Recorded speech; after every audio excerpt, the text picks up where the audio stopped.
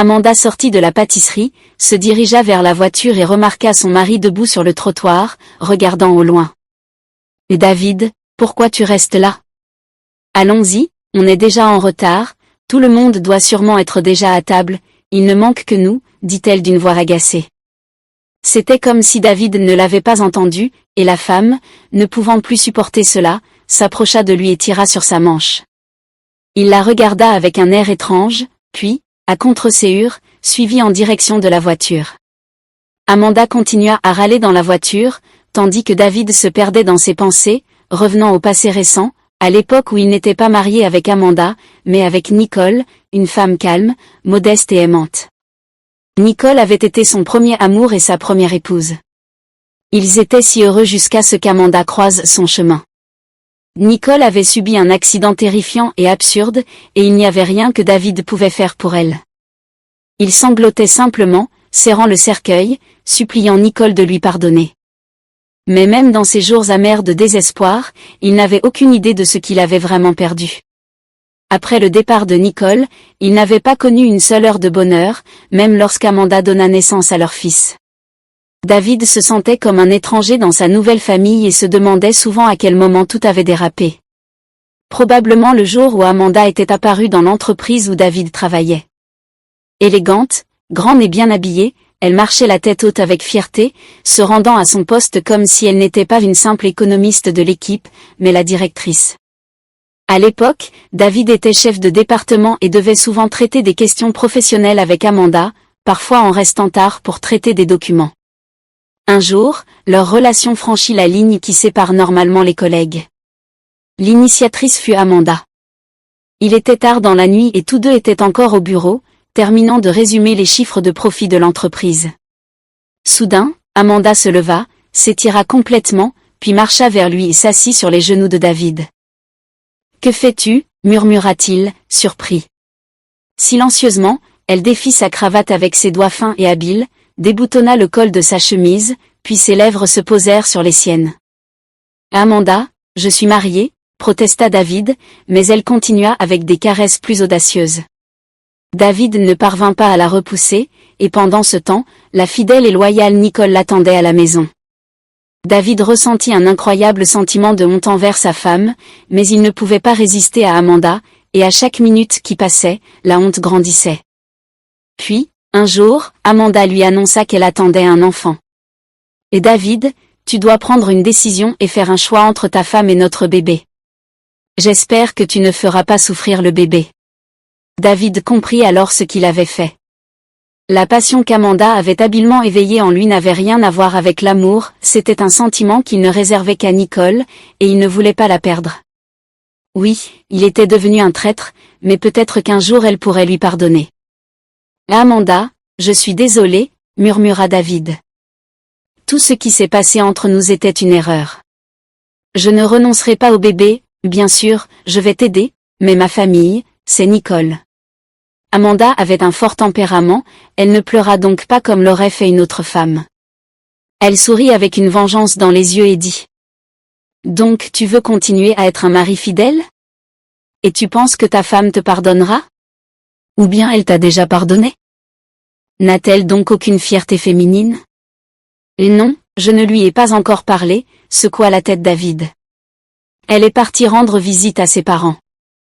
Je vais attendre son retour et tout lui dire. Mais Nicole ne revint jamais.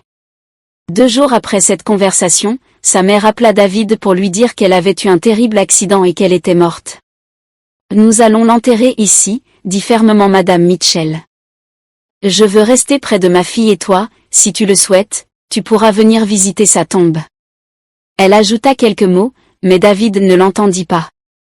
Ces jours-là, il était comme dans un brouillard, et en tombant sur le cercueil fermé de sa femme, il sanglota amèrement, regrettant de ne pas avoir protégé son amour et, pire encore, de l'avoir trahi.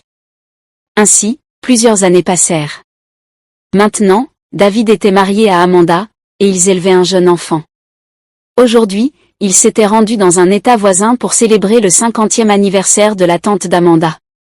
En arrivant dans la ville, Amanda avait demandé à son mari de s'arrêter devant une pâtisserie, et David, pendant que sa femme était à l'intérieur, regardait les rues inconnues avec intérêt.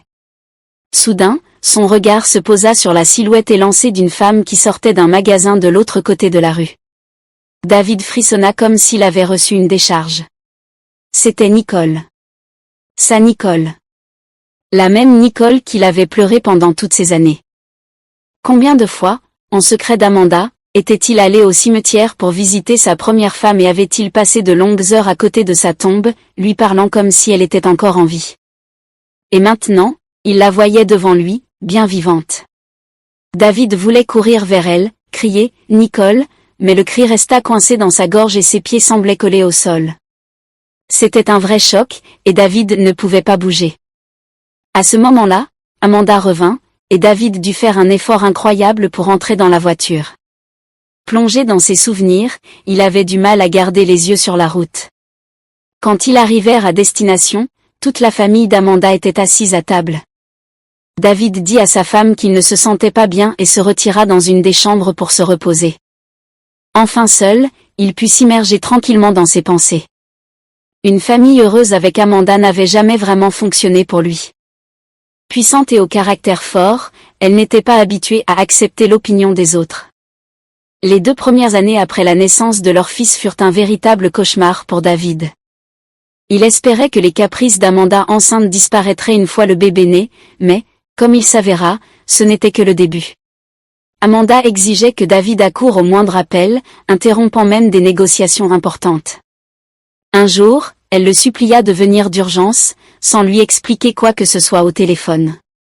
David, fou d'inquiétude pour son fils, conduisit à une vitesse si élevée que les roues de la voiture touchaient à peine le sol.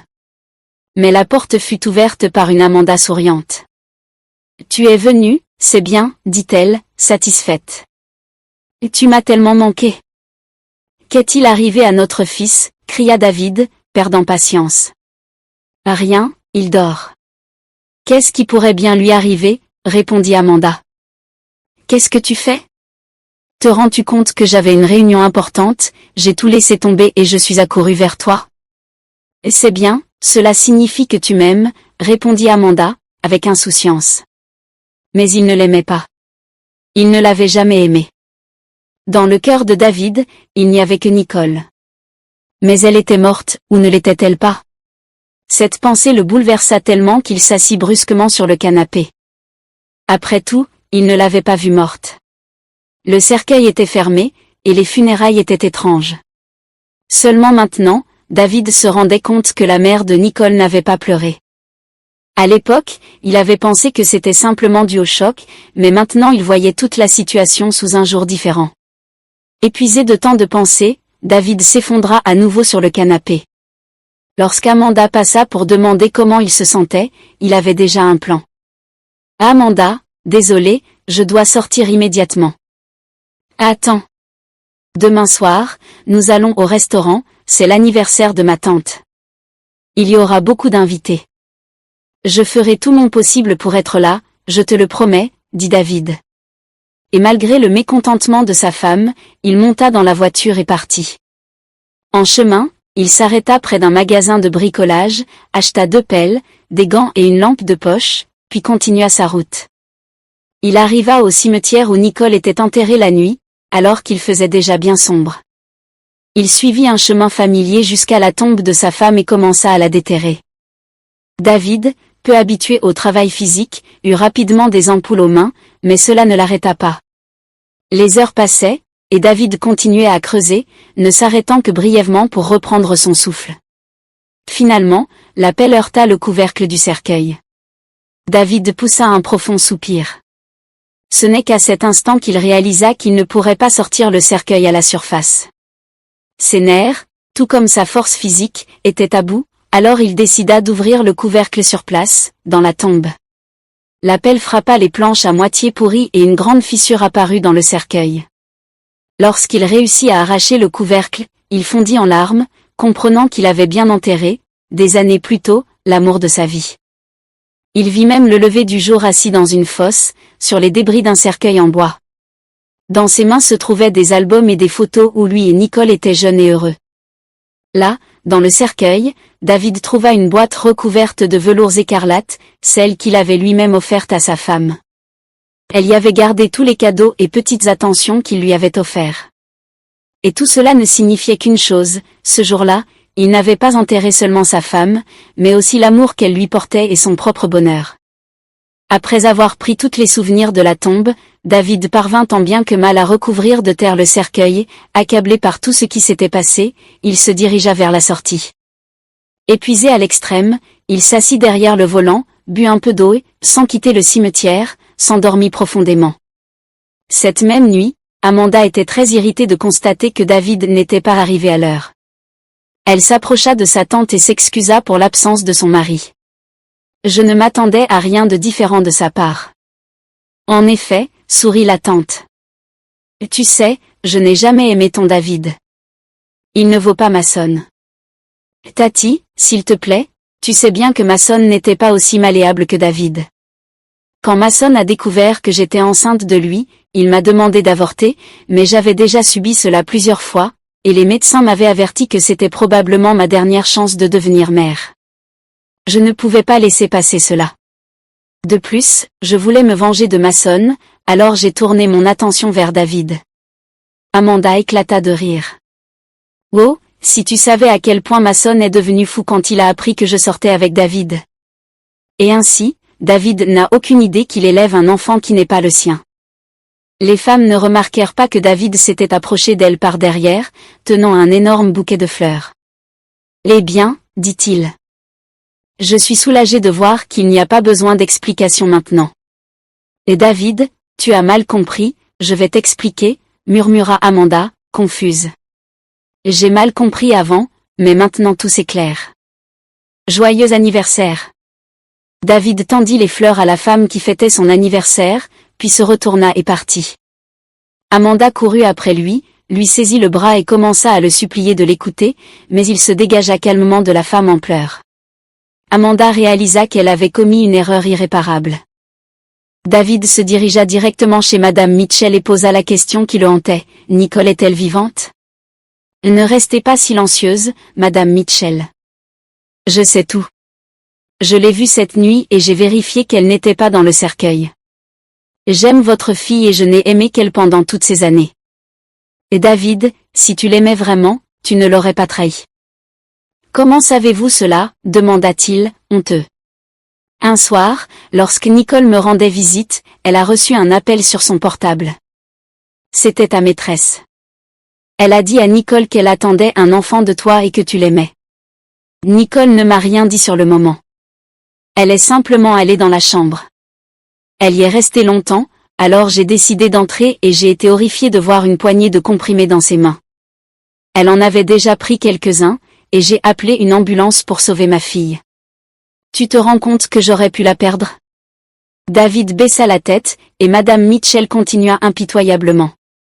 Oh, David, si tu savais combien elle t'aimait. À l'hôpital, elle disait simplement qu'elle ne voulait plus vivre. Je lui ai suggéré de te parler, mais elle a décidé que, puisque tu en avais choisi une autre, elle ne voulait pas te déranger. Tu vois, elle a décidé de te libérer. Quelle aies-tu raison ou tort, je l'ai soutenue, tout en sachant qu'un jour la vérité éclaterait et que tu découvrirais tout. Où est Nicole maintenant? Je veux la voir. Pourquoi? Pour la tourmenter encore une fois? S'il te plaît, David, ne perturbe pas sa vie. Je ne la livrerai à personne, affirma la vieille dame. David hocha la tête. Je ferai tout pour qu'elle me pardonne. Et David, elle t'aime.